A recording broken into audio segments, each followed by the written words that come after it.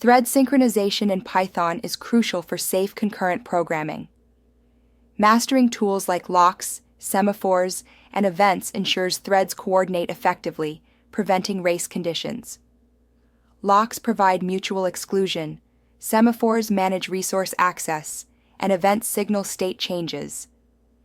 These mechanisms maintain data integrity and enhance application reliability in multi-threaded environments. Thread synchronization is crucial in concurrent programming to prevent race conditions. When threads access shared resources without coordination, they risk overwriting changes, reading inconsistent data, or corrupting memory. These issues lead to elusive bugs. Synchronization mechanisms ensure data integrity, providing the necessary coordination to maintain stable and reliable applications. In a bank account scenario, two threads withdrawing simultaneously can lead to race conditions. Both read the same balance, modify it independently, and write back, causing lost updates. For instance, starting with $1,000, two $100 withdrawals should leave $800, but without synchronization, the balance might incorrectly show $900.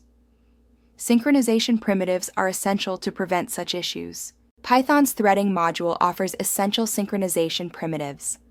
A lock ensures mutual exclusion, allowing only one thread access at a time. A semaphore manages access to resources with limited capacity, permitting multiple threads.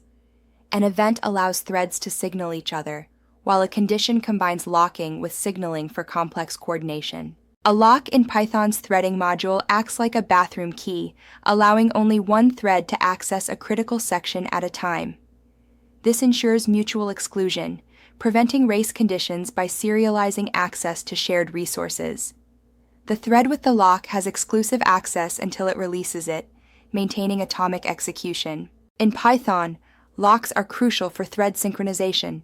Use lock.acquire and lock.release to manage access to shared resources. Always wrap lock operations in try-finally blocks to ensure locks are released, preventing deadlocks. This approach is essential when creating multiple threads to perform operations like withdrawing from a shared balance.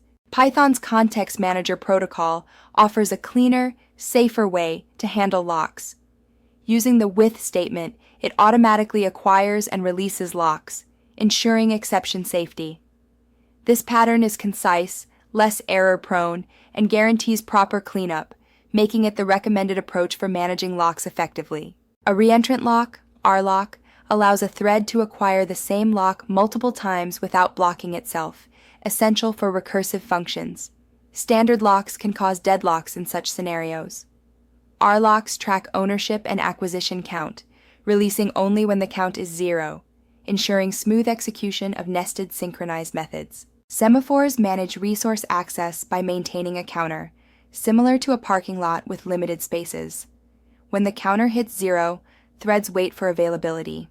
Ideal for managing connection pools, thread pools, or finite resources like database connections, application programming, interface rate limiting, and concurrent downloads. In this example, a semaphore limits database connections to 3 concurrent threads.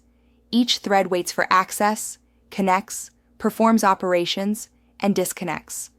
This ensures efficient resource management, preventing overload.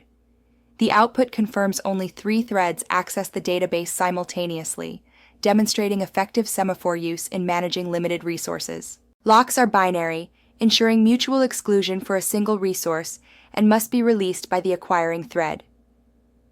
Semaphores, with counters greater than 0, manage access to multiple resources and can be released by any thread. Use locks for exclusive access and semaphores for managing resource pools as they clarify your intent. Events in threading act like a traffic light, signaling threads to proceed. The set operation turns the flag true, waking all waiting threads. Clear resets it to false, while wait blocks until true. Is set checks the flag's state. Ideal for coordinating thread startup, shutdown, or condition-based waits. In a producer-consumer setup, a producer thread prepares data and signals readiness using an event. Consumers wait for this signal before processing the data. The producer generates a list of random numbers, sets the event, and consumers, upon receiving the signal, process the data sequentially.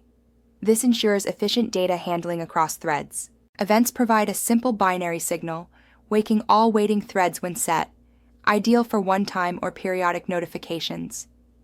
In contrast, condition variables offer complex state coordination, combining a lock with wait, notify semantics. They selectively wake threads, making them suitable for scenarios like producer-consumer with queues, where threads wait for complex predicates. Deadlock occurs when threads wait indefinitely for each other to release resources, often due to mutual exclusion, hold and wait, no preemption, and circular wait. In concurrent programming, this is a challenging bug. For example, thread 1 holds lock 1 and waits for lock 2, while thread 2 holds lock 2 and waits for lock 1, creating a classic deadlock scenario. Preventing deadlocks involves several strategies. Lock ordering ensures locks are acquired in a consistent sequence, avoiding circular waits. Timeout mechanisms, like lock acquire, timeout 5, prevent indefinite blocking by retrying or reporting failures. Lock hierarchies assign priorities to locks, acquiring them in increasing order. Minimizing lock scope by acquiring late and releasing early reduces deadlock risk. Python's queue. Queue is ideal for producer-consumer patterns, offering thread-safe operations with built-in synchronization. It automatically blocks when full or empty, ensuring smooth data flow.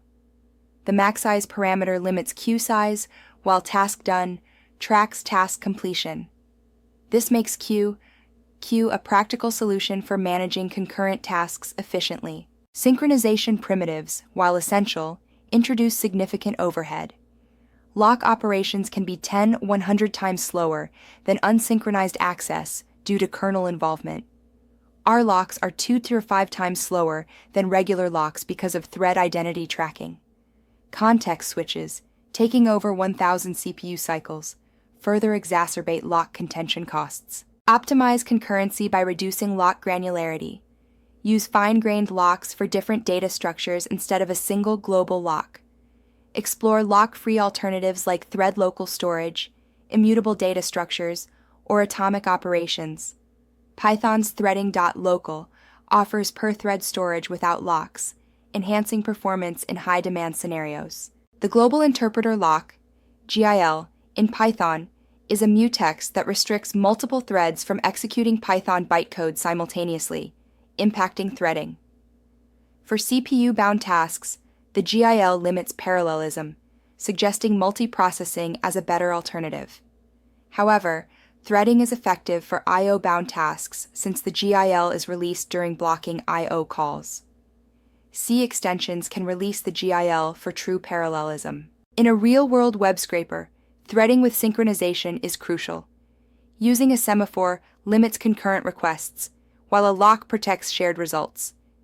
The thread-safe scraper class demonstrates this by scraping URLs concurrently, ensuring rate limiting and data integrity. This approach efficiently handles multiple requests, showcasing threading's power in I/O-bound tasks. Testing concurrent code requires systematic strategies. Stress testing involves running tests with numerous threads and iterations to reveal race conditions. Thread sanitizers, like Thread Sanitizer, detect data races at runtime. Deterministic testing uses time, sleep, to force specific thread interleavings, helping expose race conditions effectively. Avoid common pitfalls in concurrent programming. Always release locks using context managers or try finally blocks to prevent thread blocking. Be cautious with nested lock acquisition. Inconsistent orders can cause deadlocks. Avoid holding locks during slow operations to prevent bottlenecks. Minimize shared mutable state. Use message passing or immutable structures for safer concurrency. Read-write locks are crucial for scenarios with many readers and few writers, allowing multiple readers simultaneous access while writers need exclusivity. They're ideal for configuration caches, read-heavy databases, and shared lookup tables.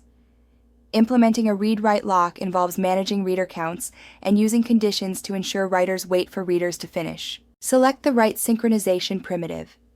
Locks for mutual exclusion, semaphores for resource pools, events for signaling, and queue for producer-consumer patterns. Use context managers for cleanup and maintainability. Prevent deadlocks with lock ordering, minimize scope, and timeouts. Test thoroughly for race conditions. Consider multiprocessing for CPU-bound tasks and async await for I/O-bound tasks.